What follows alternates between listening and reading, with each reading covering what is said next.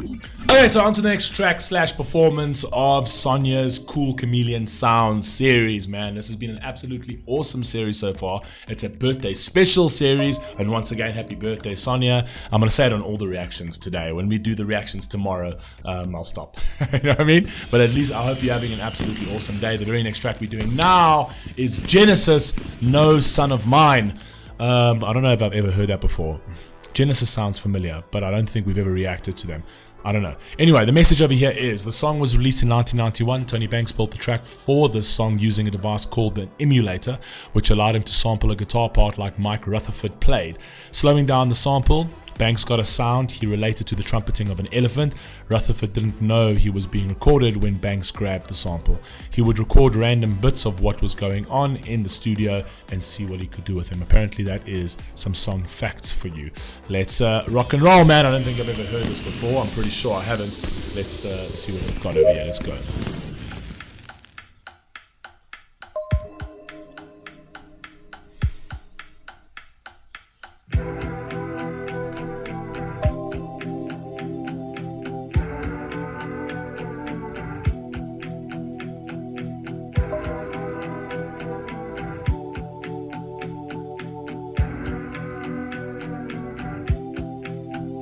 Well, the key to my survival was never in much doubt.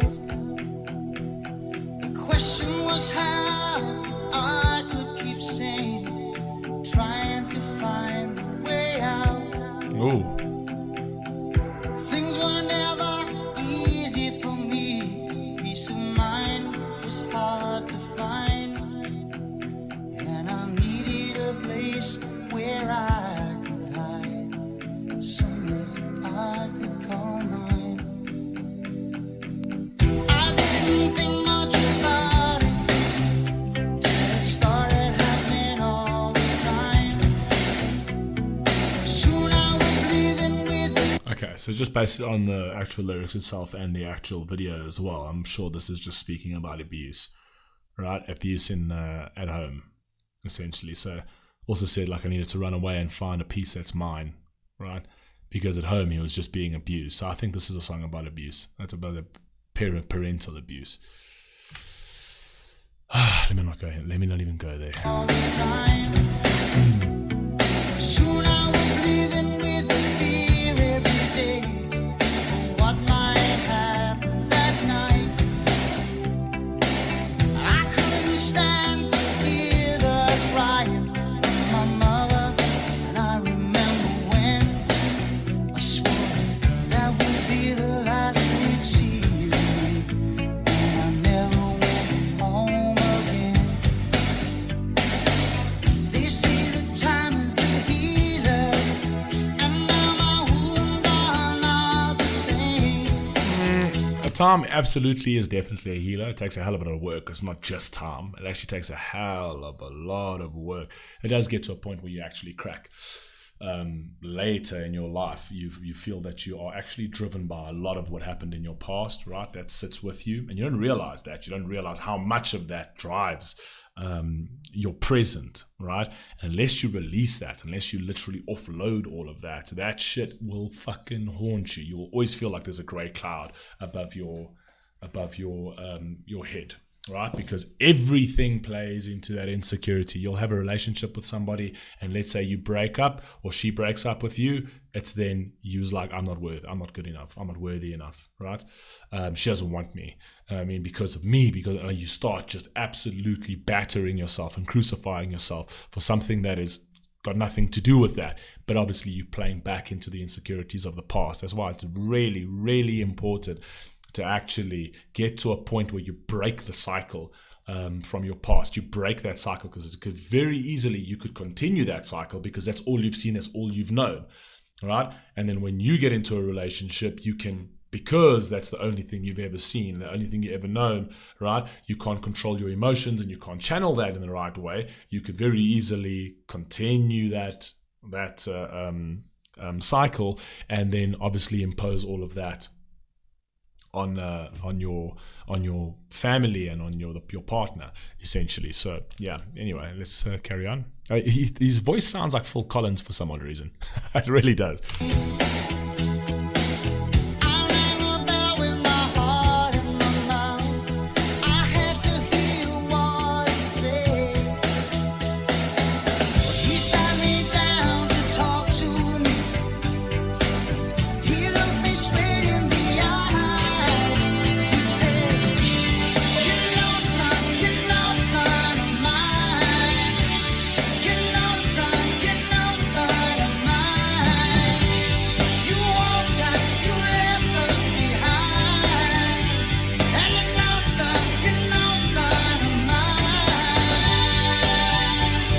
That'll fucking wreck a child, you know what I mean? Because all they ever want, especially boys, like all they ever want is the approval of their father, you know what I mean? And then it comes to a point where, you know, they feel like they're being abused and they feel like they're going to remove themselves of that situation. The father plays into his ego and his pride, and then you go back and it's like, you're no son of mine.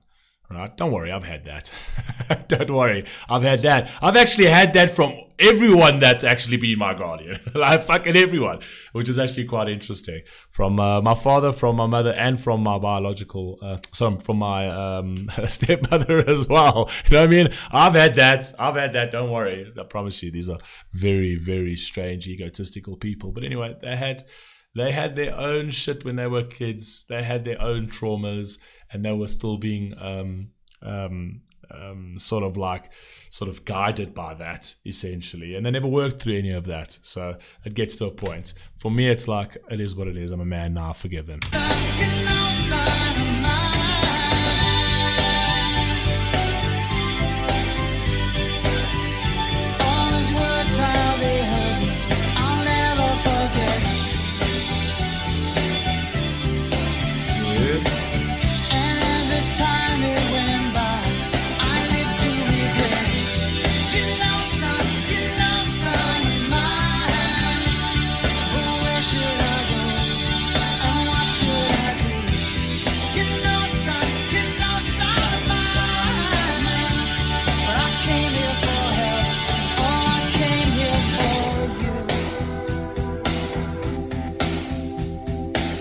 I don't understand the idea of like wanting to disown your son, essentially, because for me it's like it's a pride thing. I mean, you carry my name, you carry my blood, you'll uphold that fucking legacy. Do you know what I mean? Even when it comes down to your schedule, like, you know, when my little one grows up, I mean, his schedule is going to be packed. He's going to be doing a whole bunch of different things. He'll do music, he'll do dancing, he'll do obviously the stuff that he likes, essentially, but he'll have a full schedule. And there will be a day where he'll ask me, he's like, oh, but why is my schedule so packed? And my friends take it easy and they chill. It's like, yes, because we're not the Mr. Joneses. We are the fucking Pomberos, and our schedule's different, right? We're different over here.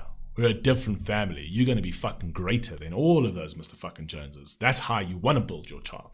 You know what I mean? So, yes, obviously he'll be able to do the things that he enjoys to do, but he's going to realize that time is absolutely fucking everything. And he has to work and he has to pack his schedule and understand that the world gives you no fucking mercy for nothing. Do you know what I mean? So our schedule is going to be different to every other Tom, Dick and Harry schedule that's going to allow them to watch Netflix all fucking day. That ain't going to fucking happen. You're going to grow. You're going to grow and you're going to get better and you're going to learn proper skills and that kind of thing. And you're going to enjoy them. And even if you don't like, I don't care what you do. I don't care what you do. Even if you don't like playing football or you don't like doing this, the one thing that I will not accept is, Dad, I like playing TV games. Not a fucking chance. No ways. Right? Pick whatever you want to pick. I don't care if it's in the fighting realm. I don't care if it's in the sports realm. I don't care if it's in the music realm. I don't care if it's in the dancing realm. I do not care. But pick a couple of activities and tell me which ones you want to do. And we will enlist you over there and we're going to pack your schedule with that kind of vibe. And you're going to remain busy. Right? And obviously you'll have the breaks on the weekends, you'll have the breaks on the holidays and do all that kind of thing. But we are not the fucking Joneses. We are different. You will be a strong motherfucker because this world is not getting any fucking simpler. You know what I mean? But yeah, anyway, let's go.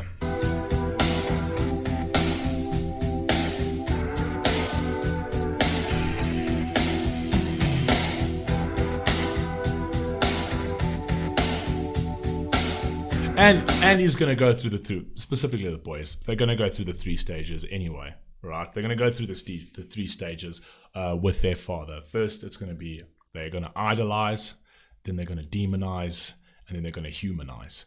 You know what I mean? That's the 3 stages that they're going to go through with their father. Idolize, demonize, humanize. That he finds me as his idol right now, in time where he wants to do things that I think are stupid and whatever else. We're going to bat heads for sure, and I'm going to be demonized, right? And he's going to hate me for it, but then he's going to get to my age and he's going to love me for it, right? And he's going to remember all of my words. Idolize, demonize, humanize. Every child will go through that. Anyway, let's go.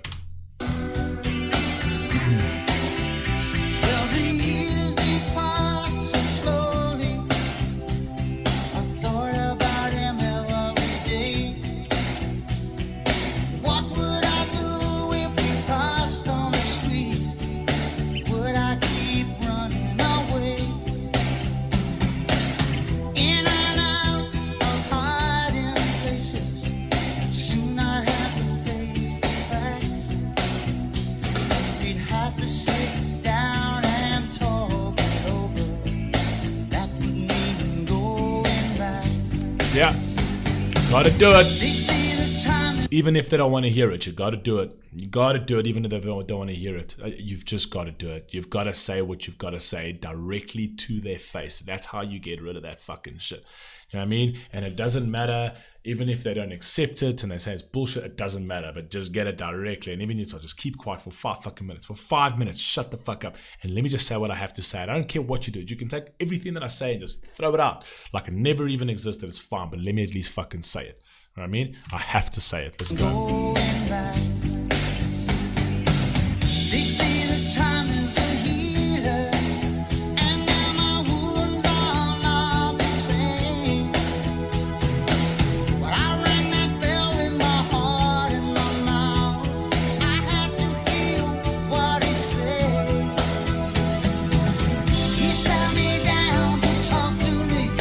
Hey.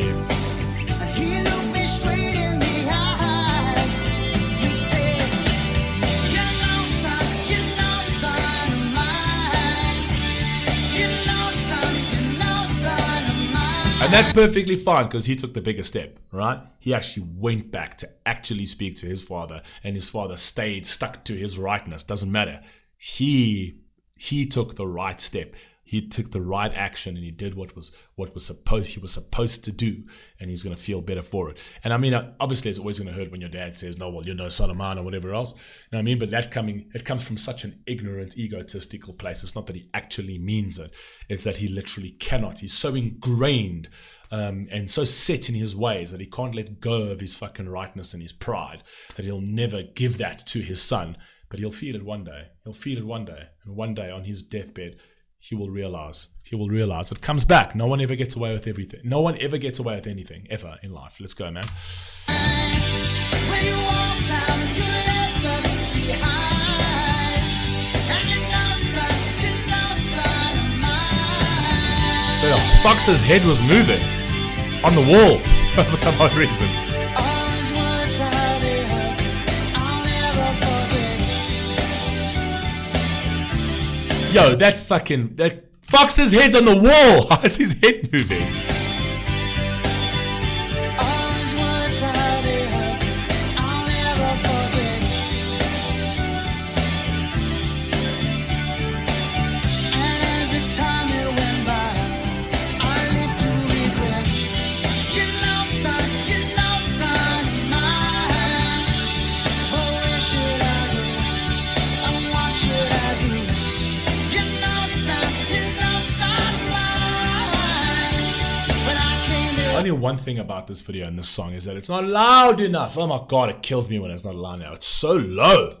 It's so low. I don't know why they don't just turn the volume up on these things, man. I got everything on max volume and this still sounds very faint for some odd reason. oh, I was looking for you. You know, son of mine. Well, son, high.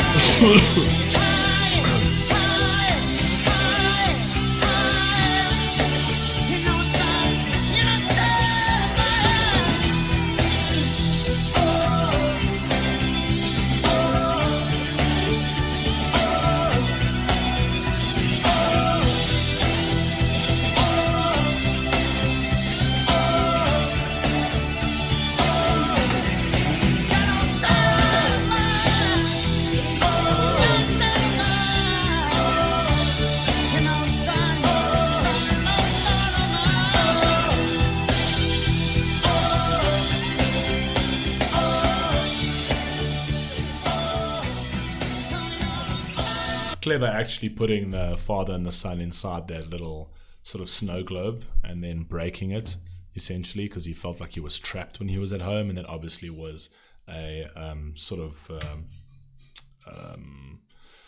a memento from home essentially that you put on the thing, so that kind of reminds him of his childhood and those bad things.